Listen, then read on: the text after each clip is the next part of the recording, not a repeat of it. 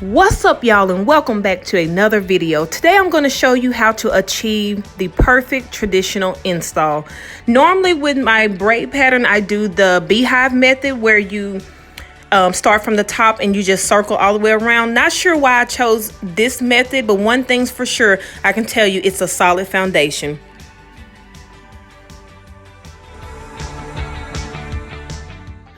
The foundation sets the tone for the sew-in. If the foundation is loose, then the sew-in won't last. When braiding down your hair, preparing your foundation, always make sure that your braids are nice, neat, and secure. Not too tight, not too loose, but just right.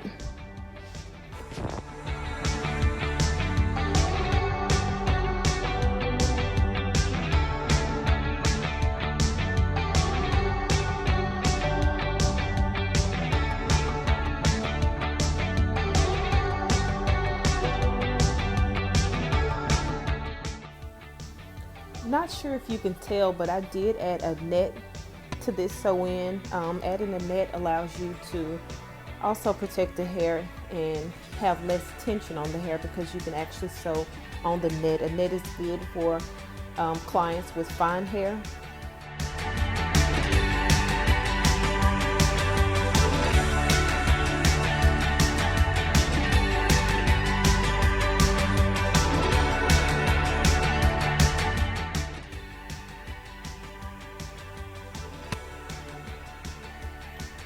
Right here, I'm just going from side to side, side to side, until you make it to the top where the leave-out is. Now, when you get to your corners, it's very, very important to anchor them. And to anchor them, that just simply means to loop through about 2 to 3 times and knot it off. Some people prefer 4, but I feel like 3 times, 3 is perfect. Just make sure you knot it.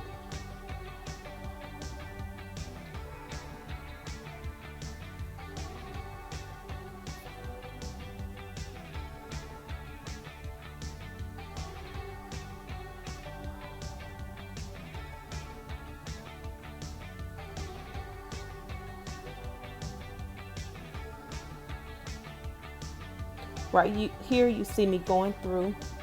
I'm not sure how many times I went through this time. But like I say, you go through about 3 times. You're going to do your knotting method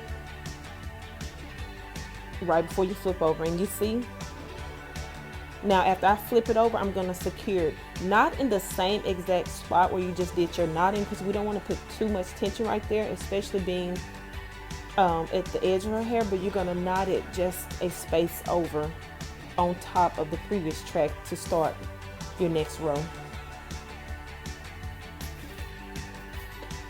Okay, so when you get right here, this part is very important. When you're sewing your last track right around your leave out, if you want to ensure a seamless install, you have to try to get that track as close to the leave out as possible.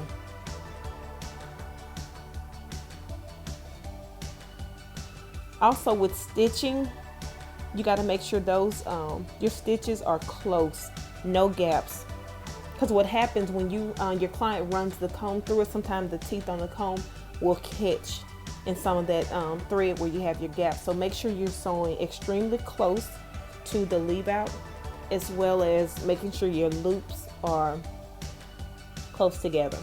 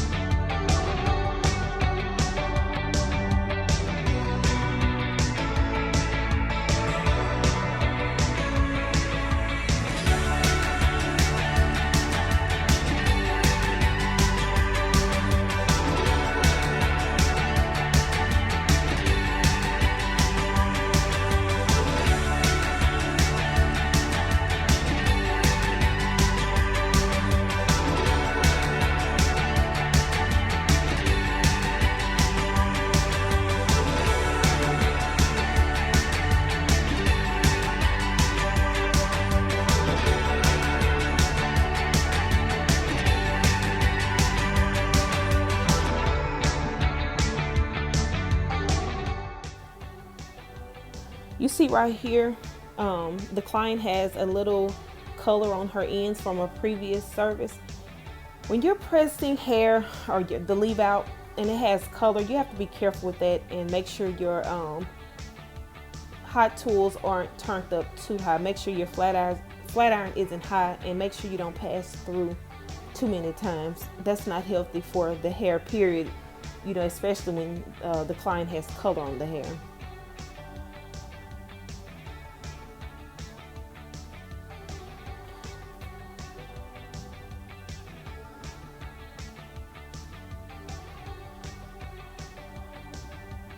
This part is my favorite part when it comes to sew-in. When I watch videos, I love the blending part.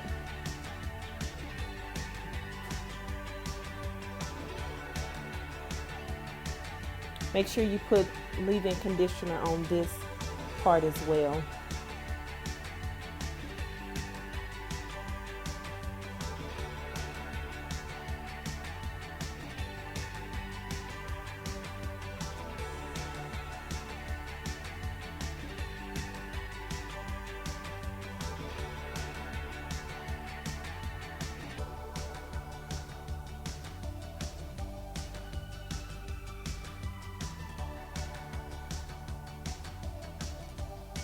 Look, if y'all ignore the kid in the background, I promise you I'll do the same.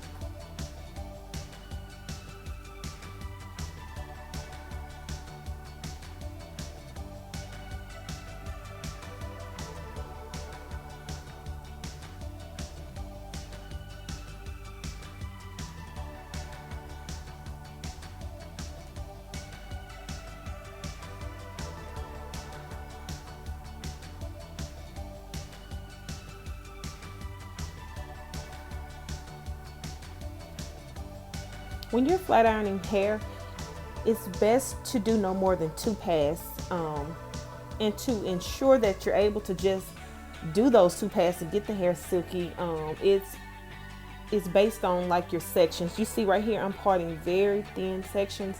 If you want to get the hair silky with 1 to 2 passes, it's best to make sure your sections are very small.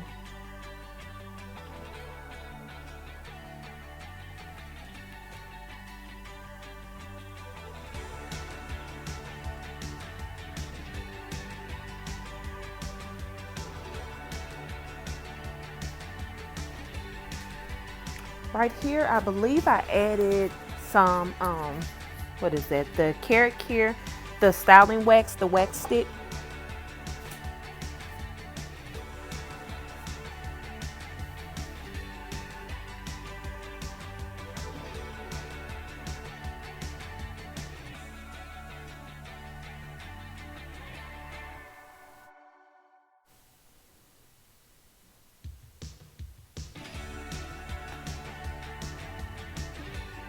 I know I don't have to tell y'all this, but when you're pressing out a client's hair, make sure to test your comb out on a white napkin or cloth, and if it's brown, you know it's too hot, and if it doesn't tint the napkin, then you're good to go. You see how I left hair out all the way around the front? This allows her to be able to pull it up into a ponytail if she chooses to, or if she's outside and the wind blows, she doesn't have to worry about any tracks showing.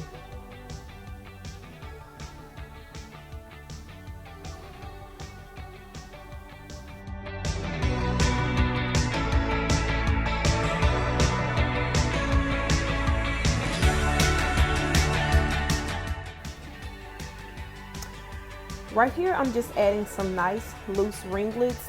To hold it, I use the Sebastian Shaper Fierce, and I also use the Kenra Silkening Mist, and that's going to give it a really nice hold. Also, the Kenra, the hairspray, I think number 13 is a really good hold. That's another one of my favorites. By me adding these loose ringlets, all she has to do is go home and every night just add flexi rods. And in the morning, she can take the flexi rods out, shake it, and she's good to go.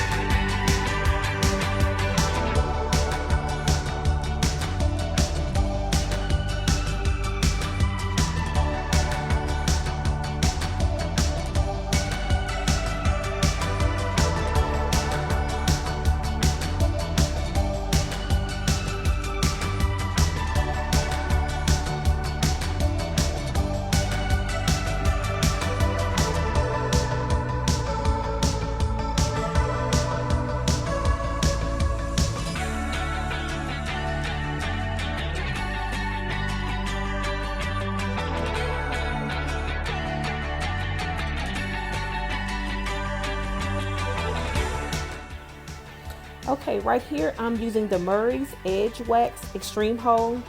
It has no flaking and it's not sticky, and it gives a great sleek hold. This is one of my favorite products to use as far as my edge control.